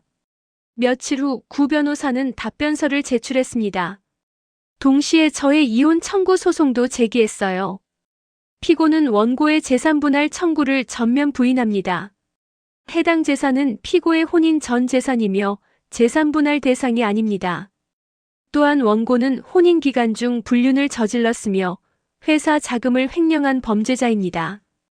따라서 피고는 원고와의 이혼을 청구합니다. 답변서의 내용은 명확했습니다. 그리고 증거 목록도 함께 제출했죠. 그날 저녁 동혁에게서 전화가 왔습니다. 당신 미쳤어? 나를 범죄자라고. 그의 목소리는 분노로 떨리고 있었어요. 사실이잖아요. 횡령한 거 맞잖아요. 저는 차분하게 대답했습니다. 증거 있어? 충분히 있어요. 법정에서 보여드리죠. 이 여자가 정말. 동혁이 욕설을 퍼부으려다가 멈췄습니다. 법정에서 보자. 내가 반드시 500억 받아낼 거야. 꿈 깨세요. 당신은 한 푼도 못 가져갈 겁니다. 저는 전화를 끊어버렸습니다. 그날 밤 저는 혼자 집에 앉아 생각에 잠겼습니다. 비밀로 하려던 유산이 알려져 버렸고 이제 법정 싸움을 해야 했어요. 하지만 두렵지는 않았습니다. 오히려 마음이 편했죠. 핸드폰이 울렸습니다. 구 변호사였습니다. 수미 씨, 재판 날짜가 잡혔습니다. 언제죠? 3주 후입니다. 생각보다 빨리 진행되네요. 좋아요. 철저히 준비하죠. 걱정하지 마십시오. 우리가 이길 겁니다. 전화를 끊고 저는 창밖을 바라봤습니다. 서울의 야경이 아름답게 빛나고 있었어요. 그로부터 3주 동안 저와 구 변호사는 재판 준비에 몰두했습니다. 한편 동혁도 준비하고 있었습니다. 그는 서울에서 가장 비싼 법무법인을 선임했어요. 횡령한 돈으로 변호사를 고용한 것이죠. 동혁 씨가 김앤장 법무법인을 선임했습니다. 구 변호사가 정보를 알려줬습니다. 비싼 곳이네요. 그렇습니다. 하지만 상관없어요. 증거가 명백한데 변호사가 아무리 뛰어나도 소용없습니다. 구 변호사는 자신감이 넘쳤습니다. 재판 전날 밤 저는 잠을 이루지 못했습니다. 내일이면 동혁과 법정에서 마주하게 될 것이었어요. 그와의 결혼 생활이 재판으로 끝나는 것이었죠. 새벽 2시 저는 아버지 사진 앞에 앉았습니다. 아버지, 내일이 중요한 날이에요. 아버지께서 지켜봐 주세요. 아버지의 사진 속 미소가 저를 격려하는 것 같았습니다. 재판 당일 아침 저는 일찍 일어나 샤워를 하고 단정한 네이비 정장을 입었습니다. 거울 속 제 모습은 차분하면서도 단호해 보였어요. 오늘이 마지막이다. 오늘 모든 것을 끝낸다. 구 변호사가 8시 정각에 집 앞에 도착했습니다. 준비되셨습니까? 네, 가시죠. 법정에 들어서자 동혁이 이미 와 있었습니다. 그는 비싼 양복을 차려입고 자신만만한 표정을 짓고 있었어요. 제 눈을 마주치자 비웃는 듯한 미소까지 지었죠. 그의 옆에는 유명한 법무법인의 변호사가 앉아 있었습니다. 역시 돈은 어디서 났는지 알만하네. 횡령한 돈으로 비싼 변호사를 고용한 것이 분명했습니다. 제302호 사건, 재산분할 및 이혼 청구 사건 개정합니다. 재판장이 입장하고 재판이 시작됐습니다. 60대 초반의 여성 재판장은 엄격해 보이는 인상이었어요. 원고 측 주장하십시오. 동혁의 변호사가 일어났습니다. 키가 크고 카리스마 있는 40대 중반의 남성이었죠. 재판장님, 이 사건은 매우 명백합니다. 피고는 혼인 중 1,000억 원이라는 거액의 재산을 상속받았습니다. 민법 제839조 2에 따라 원고는 그 재산의 절반에 대한 정당한 권리가 있습니다. 그는 유창하게 말했습니다. 또한 원고는 성실히 혼인 생활을 유지해왔으며 피고 부친의 사업이 어려울 때도 회사 경영에 참여하며 헌신했습니다. 헌신이라고 횡령하면서 저는 속으로 비웃었습니다. 따라서 원고는 500억 원의 재산 분할을 요구하며 동시에 원만한 합의 이혼을 제안하는 바입니다. 동혁의 변호사가 앉았습니다. 재판장이 저를 바라봤어요. 피고 측 답변하십시오. 구 변호사가 천천히 일어났습니다. 그는 서두르지 않고 침착하게 서류를 펼쳤어요. 재판장님, 원고 측 주장은 근본적으로 잘못되었습니다. 먼저 재산분할 청구부터 말씀드리겠습니다. 구 변호사는 첫 번째 서류를 제출했습니다. 이것은 1985년 4월 20일자 신탁계약서입니다. 피고가 태어난 지 일주일 후에 작성된 문서죠.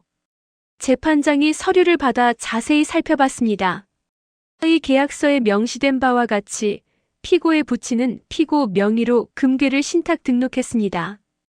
이는 피고가 태어난 시점부터 법적으로 피고의 재산이었다는 의미입니다. 동혁의 변호사가 벌떡 일어났어요. 이에 있습니다. 그 신탁 계약이 실제로 이행되었다는 증거가 없습니다. 증거가 있습니다. 구 변호사가 두 번째 서류 뭉치를 제출했습니다. 이것은 40년간의 금괴 보관 증명서입니다. 매년 정기적으로 발급받은 문서들이며 모두 피고 명의로 되어 있습니다. 재판장은 서류를 한 장 한 장 넘기며 확인했습니다. 1985년부터 2025년까지 빠짐없이 기록된 문서들이었죠. 동혁의 얼굴이 점점 굳어갔습니다.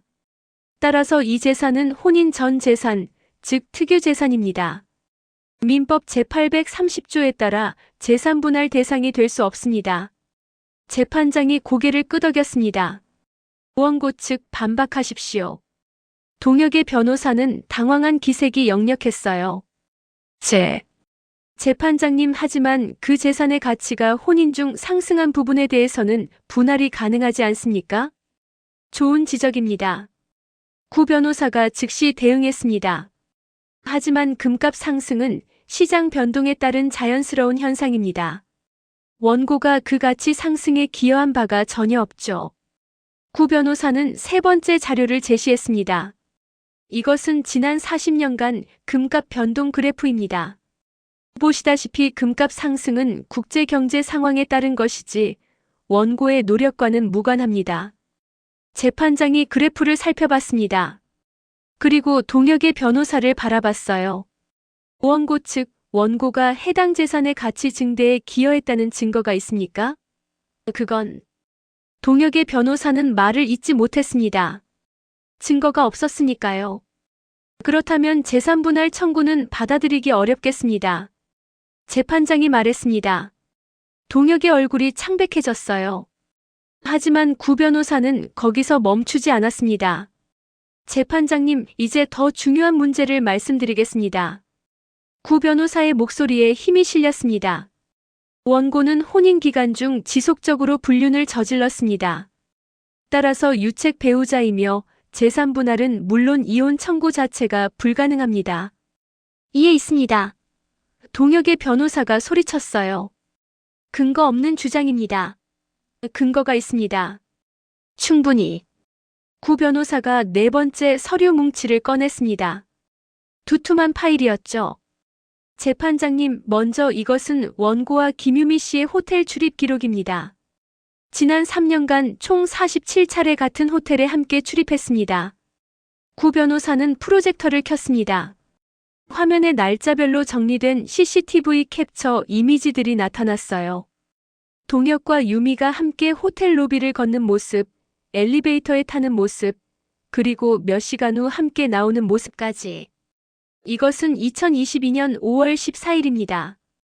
오후 2시 입실, 6시 퇴실. 구 변호사가 하나씩 설명했습니다. 2022년 6월 3일, 오후 3시 입실, 7시 퇴실. 2022년 7월 20일. 날짜가 계속 이어졌습니다. 법정이 조용해졌어요. 그리고 이것들은 현장 사진입니다. 법정 안에서 웅성거림이 들렸습니다. 동혁은 고개를 숙이고 있었어요. 더 있습니다. 구 변호사는 멈추지 않았습니다. 이것은 원고와 김유미 씨의 대화를 녹음한 것입니다. 스피커에서 동혁의 목소리가 흘러나왔습니다. 유미야, 사랑해. 수미랑은 곧 이혼할 거야. 유미의 목소리가 이어졌어요. 정말? 언제? 장인어른만 돌아가시면 바로. 더 이상 그 집안에 기댈 이유가 없어. 법정이 술렁거렸습니다. 재판장의 표정이 굳어졌어요. 녹음은 계속됐습니다. 아기는 어떻게 할 거야? 낳아야지. 우리 아이잖아. 저는 그 목소리를 들으며 주먹을 꽉 쥐었습니다. 분노가 치밀었지만 침착함을 유지했죠. 그리고 결정적인 증거입니다. 구 변호사가 마지막 서류를 제출했습니다. 이것은 김유미 씨의 산부인과 진료 기록입니다. 현재 임신 26주이며 태아의 아버지는 원고로 추정됩니다. 재판장이 서류를 받아들었습니다. 그리고 동혁을 날카롭게 바라봤어요. 원고, 이 사실이 맞습니까? 동혁은 한참 동안 침묵했습니다. 그의 변호사가 귓속말로 뭔가 말했지만 소용없었죠. 답변하십시오.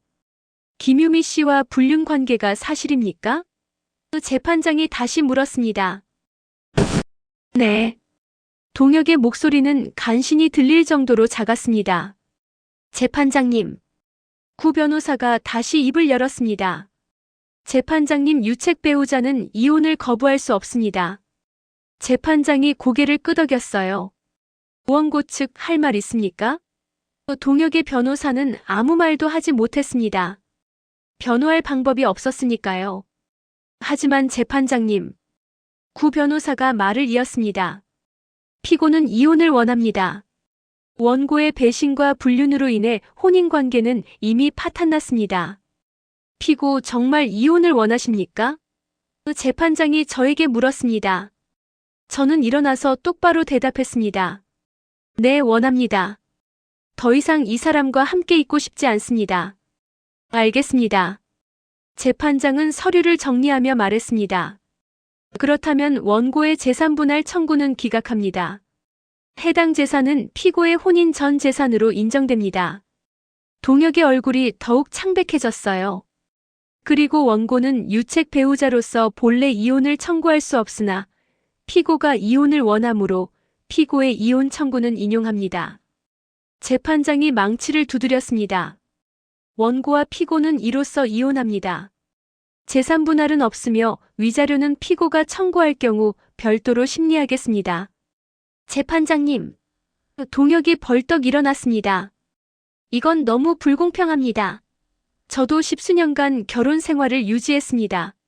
원고, 조용히 하십시오. 재판장의 목소리가 차갑게 식었습니다. 원고 스스로 혼인관계를 파탄냈습니다. 그 책임은 전적으로 원고에게 있습니다. 하지만 한마디만 더 하면 법정 모독으로 처벌하겠습니다. 앉으십시오. 동혁은 털썩 주저앉았습니다. 그의 눈에서 눈물이 흘러내렸어요. 하지만 그것은 후회의 눈물이 아니라 탐욕이 좌절된 분노의 눈물이었죠. 변호사님, 정말 감사합니다. 제 목소리가 떨렸습니다. 아직 끝난 게 아닙니다. 이제 진짜 복수가 시작됩니다. 구 변호사가 미소를 지었어요. 형사 고소를 준비하시죠. 저는 고개를 끄덕였습니다. 이혼은 끝났지만 동혁이 치러야 할 대가는 아직 남아 있었어요. 차창 밖으로 법원 건물이 멀어졌습니다. 그 안에는 아마 아직도 멍하니 앉아있을 동혁이 있었죠. 이제 시작일 뿐이야. 내가 저지른 범죄의 대가를 제대로 치르게 해줄게. 저는 마음속으로 다짐했습니다. 그리고 새로운 인생을 향해 나아가기 시작했어요. 이혼 판결이 확정된 다음 날 아침, 저는 일찍 일어나 구 변호사에게 전화를 걸었습니다. 변호사님, 이제 시작해도 되겠죠? 그럼요. 오늘 바로 고소장을 제출하겠습니다. 기다렸던 순간입니다. 구 변호사의 목소리에는 확신이 가득했어요. 그는 이미 모든 준비를 마쳐놓고 있었습니다. 오전 10시 구 변호사는 서울중앙지검에 동혁에 대한 고소장을 제출했어요.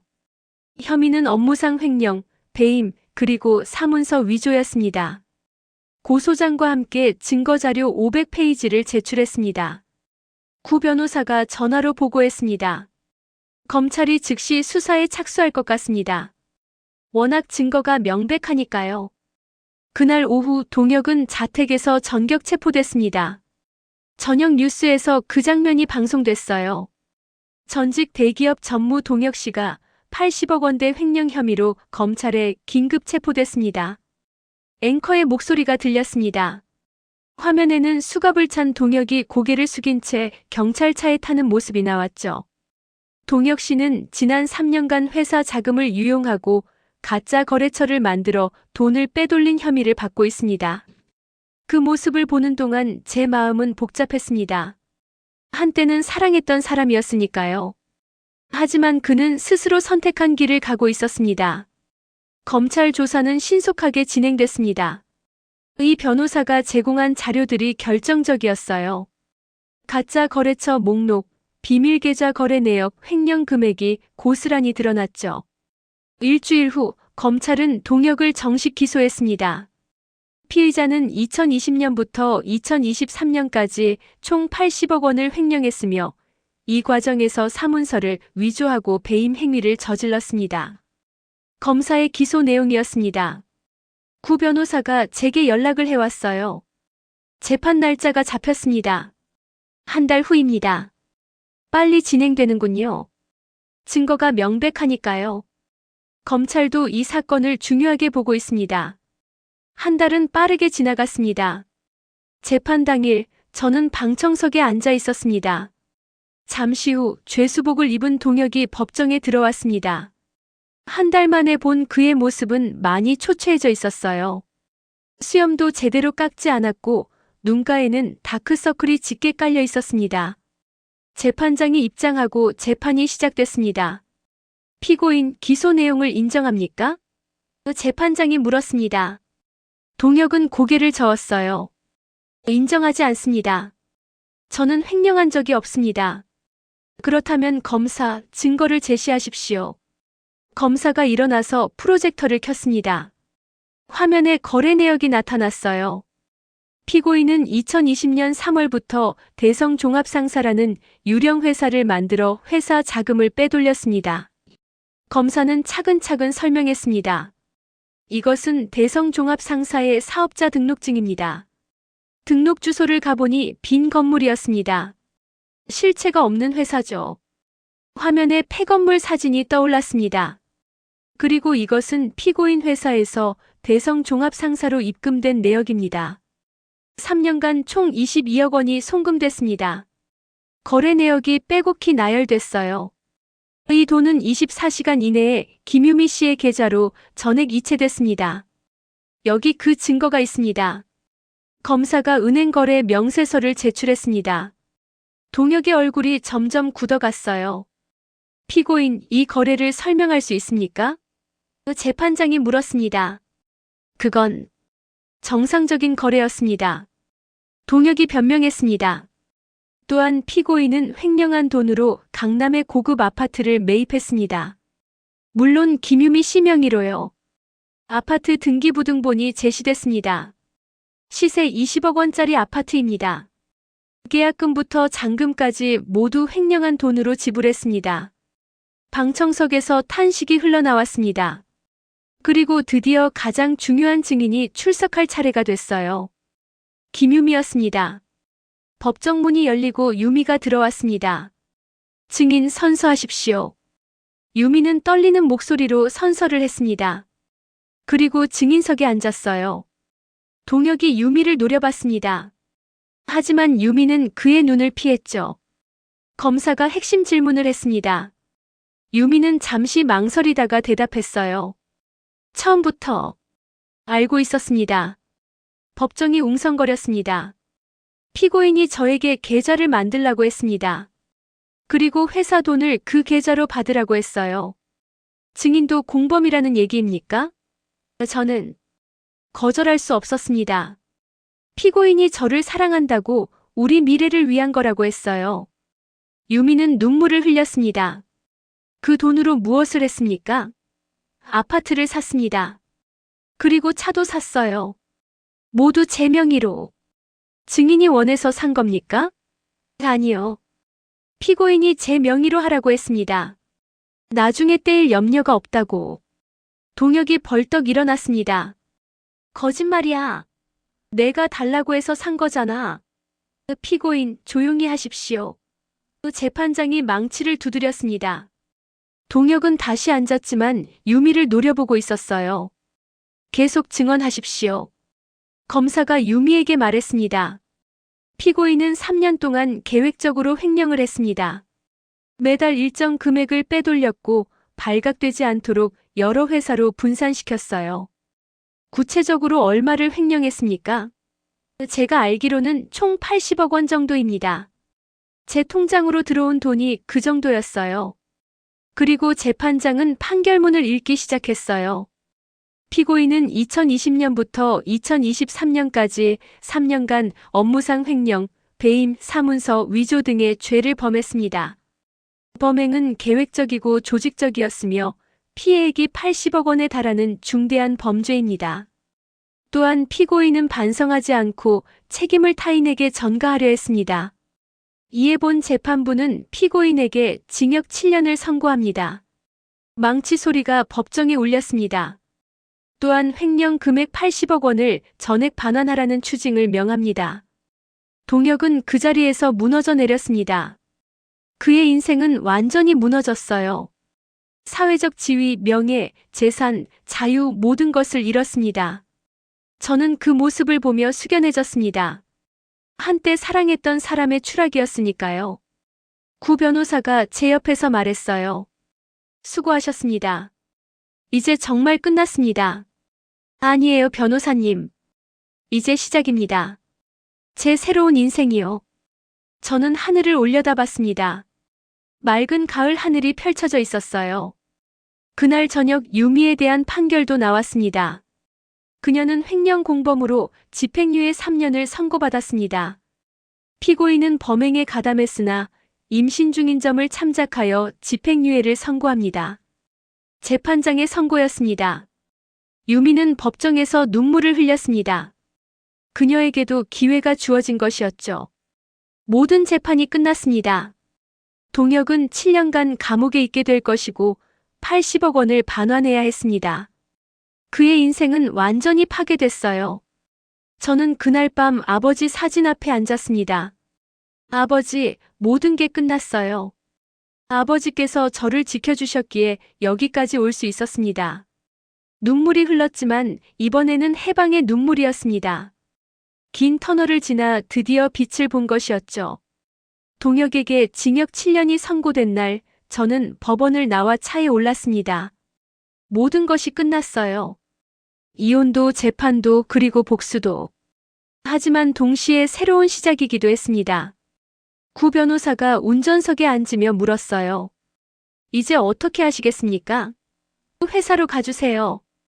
저는 단호하게 말했습니다. 회사 경영을 본격적으로 시작하실 건가요? 네, 아버지의 뒤를 잇겠습니다. 더 이상 미룰 수 없어요. 회사는 동혁의 횡령으로 80억 원의 손실을 입었고 부도 직전까지 갔었습니다. 직원들은 불안해하고 있었고 거래처들도 신뢰를 잃어가고 있었어요. 하지만 저에게는 1,000억 원의 유산이 있었습니다. 회사로 가는 길, 저는 구 변호사와 계획을 논의했어요. 먼저 회사 부채부터 정리해야 합니다. 제가 말했습니다. 총 부채가 얼마나 됩니까? 구 변호사가 물었어요. 아버지께서 남기신 부채와 동혁의 횡령으로 인한 손실을 합치면 약 120억 원 정도입니다. 그럼 유산 중 일부를 금으로 환전해서 부채를 갚으시겠다는 건가요? 네, 하지만 전부 한꺼번에는 아닙니다. 단계적으로 진행할 거예요. 저는 나름대로 계획을 세워놓고 있었습니다. 회사에 도착하자 직원들이 긴장한 표정으로 저를 맞이했습니다. 제가 이사로 있었지만 실제 경영에는 참여하지 않았었거든요. 하지만 이제는 달랐습니다. 저는 곧바로 긴급 임원 회의를 소집했어요. 여러분, 오늘부터 제가 회장직을 승계합니다. 회의실이 조용해졌습니다. 임원들이 서로 눈빛을 교환했어요. 현재 회사 상황이 어렵다는 것 잘 알고 있습니다. 하지만 포기하지 않겠습니다. 아버지께서 평생 일궈오신 회사를 반드시 살려내겠습니다. 제 목소리는 떨리지 않았습니다. CFO가 조심스럽게 손을 들었어요. 회장님, 죄송하지만 현재 회사 현금이 거의 없습니다. 이번 달 급여 지급도 어려운 상황입니다. 알고 있습니다. 그래서 제가 개인 자금을 투입하겠습니다. 개인 자금이요? 임원들이 놀란 표정을 지었습니다. 네, 이번 주 안에 50억 원을 회사 계좌에 입금하겠습니다. 급여와 당장 필요한 운영 자금으로 사용하세요. 50억이요? CFO가 믿을 수 없다는 표정을 지었어요. 그리고 다음 달부터 매달 100억씩 총 6개월간 600억 원을 투입하겠습니다. 부채 상환과 신규 사업 투자에 사용할 것입니다. 회의실이 술렁거렸습니다. 아무도 제가 그런 자금을 가지고 있을 거라고는 상상하지 못했을 거예요.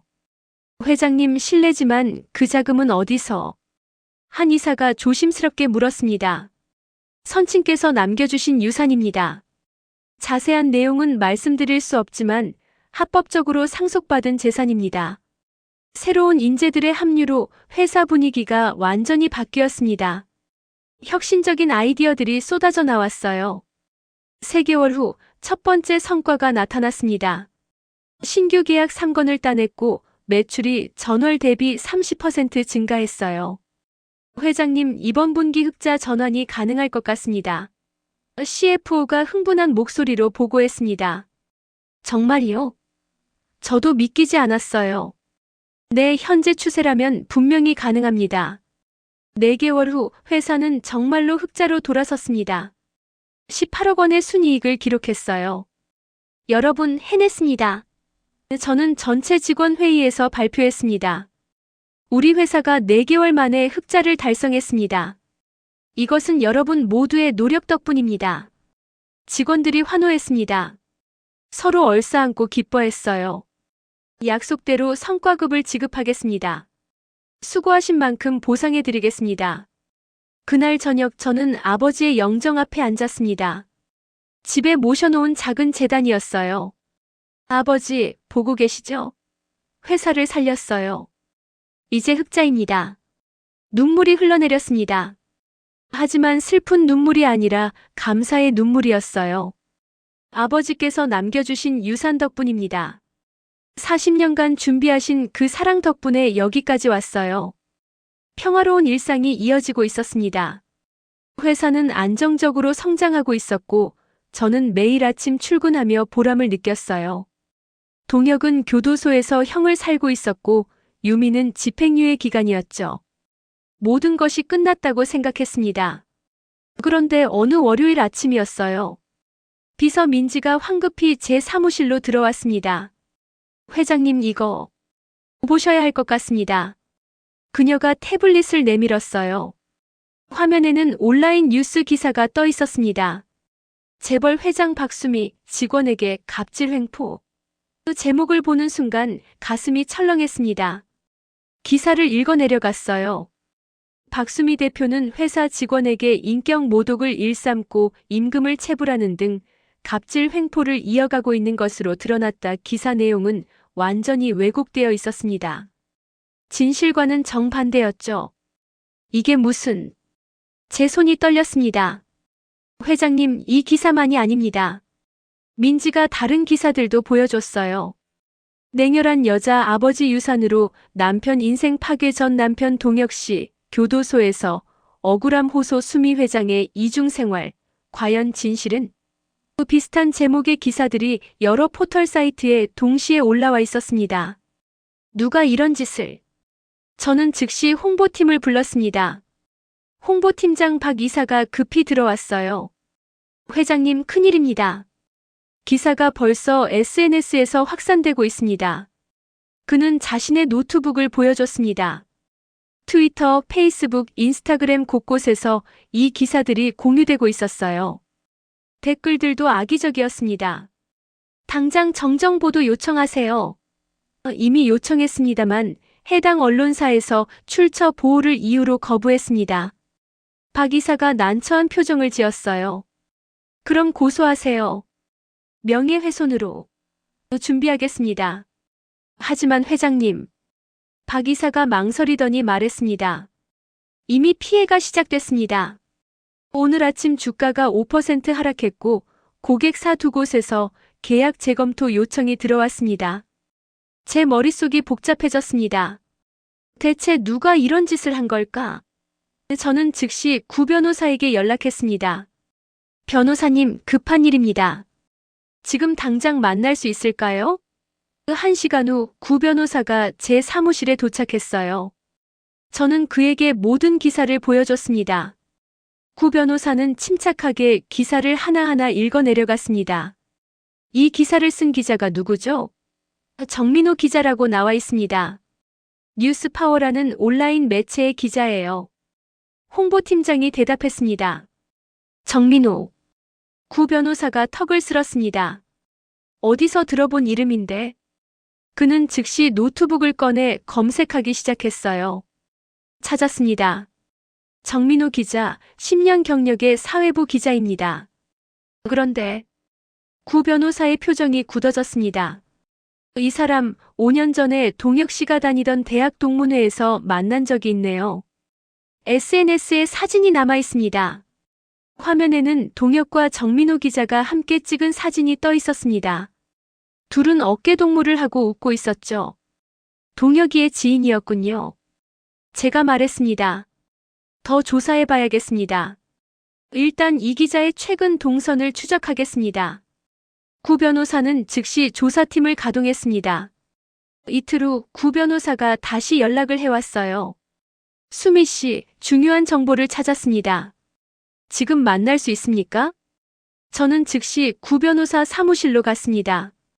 그는 여러 서류와 사진을 책상 위에 펼쳐놨어요. 정민호 기자의 최근 3주간 동선입니다.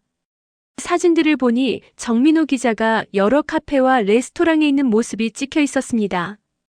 그런데 한 사진에서 제 눈이 멈췄어요. 이건 김유미 씨입니다. 정 기자와 일주일에 2번씩 만났습니다.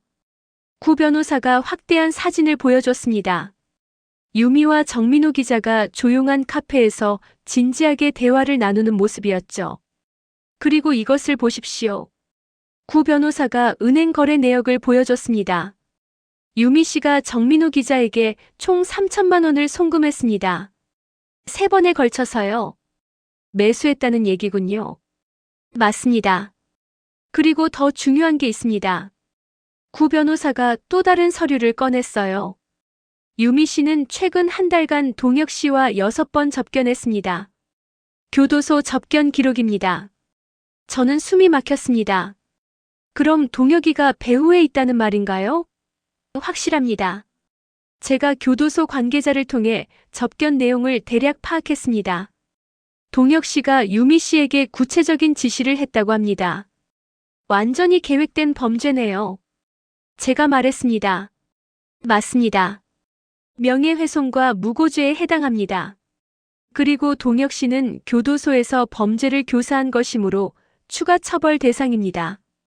그날 저녁 회사로 돌아오니 상황은 더 악화되어 있었습니다. 주가는 8%까지 떨어졌고 SNS에서는 저에 대한 비난이 계속되고 있었어요. 직원들도 불안해하는 기색이 역력했습니다. 저는 긴급 임원 회의를 소집했습니다. 여러분, 지금 상황을 알고 계실 겁니다. 하지만 당황하지 마십시오. 이것은 전 남편의 치밀한 계획입니다.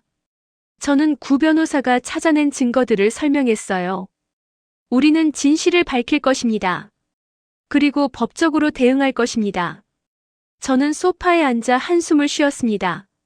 1년 동안 쌓아온 평화가 한순간에 무너지는 것 같았어요. 하지만 포기할 수 없었습니다. 핸드폰이 울렸습니다. 구 변호사였어요. 수미 씨, 추가 증거를 확보했습니다. 무엇인가요? 유미 씨와 정민호 기자의 통화 녹음입니다. 제보자가 있었어요. 어떤 내용인가요? 내일 아침에 뵙죠. 이제 우리가 공격할 차례입니다. 다음 날 아침 회사 상황은 더 심각해졌습니다. 거래처 4곳에서 계약 중단을 통보해왔고 주가는 12%까지 떨어졌어요. 직원들의 사기도 바닥이었습니다. 회장님, 이사회에서 긴급 회의를 요청했습니다. 비서 민지가 보고했습니다. 알겠습니다. 오후 2시에 소집하세요. 저는 구 변호사를 만나러 갔습니다. 그는 새로운 증거들을 준비해 놓고 있었어요. 이것이 유미 씨와 정민호 기자의 통화 녹음입니다. 녹음을 재생했습니다. 유미의 목소리가 들렸어요. 정 기자님, 동혁 오빠가 꼭 이번 주 안에 기사를 내라고 했어요. 박수미 회사 주가를 떨어뜨려야 한대요. 정민호 기자의 목소리가 이어졌습니다. 알겠습니다. 그런데 돈은 언제 주실 건가요? 내일 바로 드릴게요. 3천만 원 맞죠? 네, 그리고 혹시 나중에 문제되면 걱정 마세요.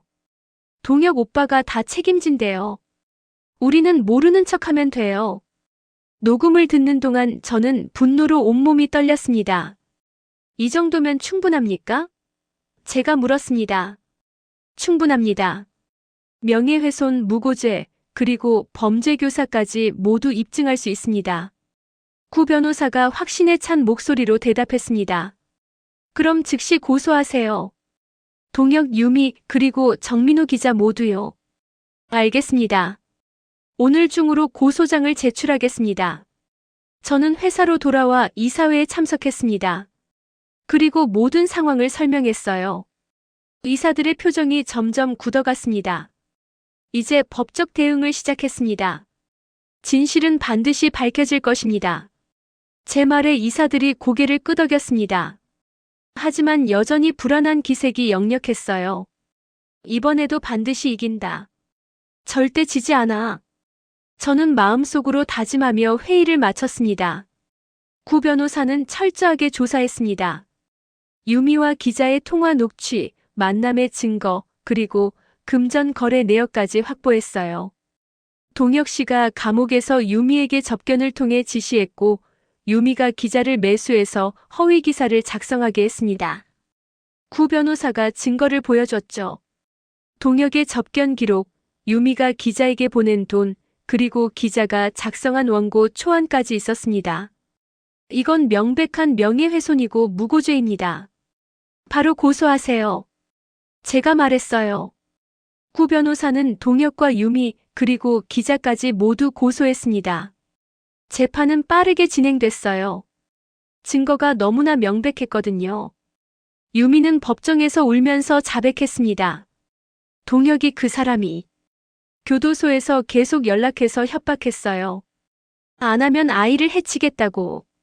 기자도 돈을 받고 거짓 기사를 썼다는 것을 인정했습니다. 판결이 나왔죠.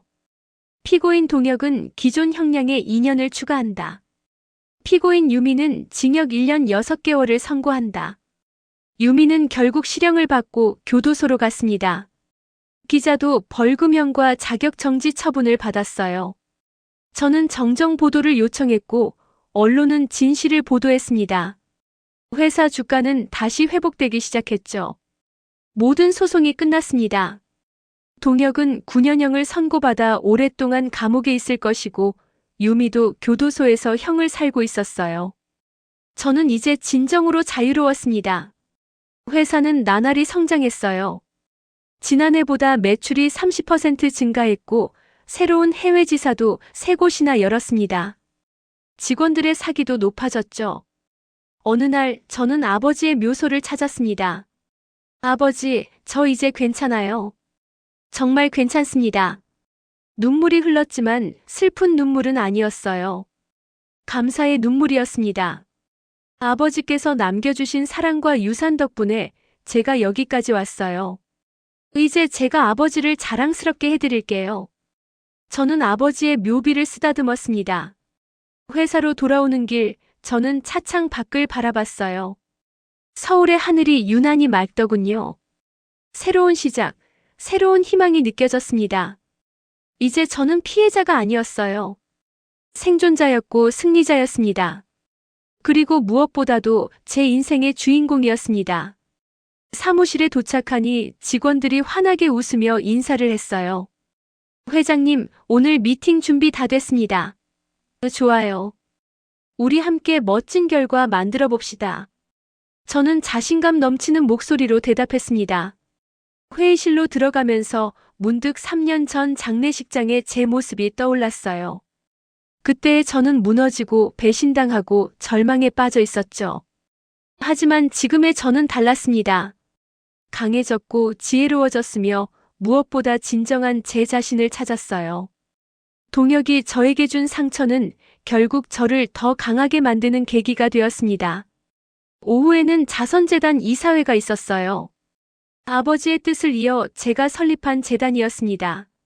이번 분기에 장학금 수혜자를 50명 더 늘리겠습니다. 제가 발표하자 박수가 터져 나왔죠. 저는 제가 받은 축복을 다른 사람들과 나누고 싶었습니다. 퇴근 후 집으로 돌아와 소파에 앉았어요. 고요한 집안, 이제는 평화롭게 느껴졌습니다. 예전에는 이 고요함이 외로움이었는데 이제는 자유였죠. 핸드폰을 꺼내 구 변호사에게 문자를 보냈습니다. 변호사님, 정말 감사합니다. 변호사님 덕분에 제가 여기까지 올 수 있었어요. 곧 답장이 왔어요. 수미 씨가 용기를 냈기에 가능한 일이었습니다. 회장님께서도 하늘에서 기뻐하고 계실 겁니다. 저는 미소를 지었습니다. 그리고 내일의 일정을 확인했죠. 새로운 프로젝트 발표, 해외 투자자 미팅, 그리고 저녁에는 대학 동창회 모임이 있었습니다. 바쁘지만 행복한 하루하루였어요. 잠들기 전 거울 앞에 선 저는 제 모습을 바라봤습니다. 수고했어, 수미야. 정말 잘 해냈어. 스스로에게 말했죠.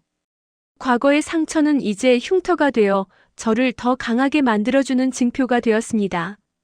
모든 시련을 이겨내고 저는 마침내 진정한 승리를 거뒀어요. 그리고 이제 저의 새로운 이야기가 시작되는 것이었습니다. 오늘의 이야기는 여기까지입니다. 시청해주셔서 감사합니다.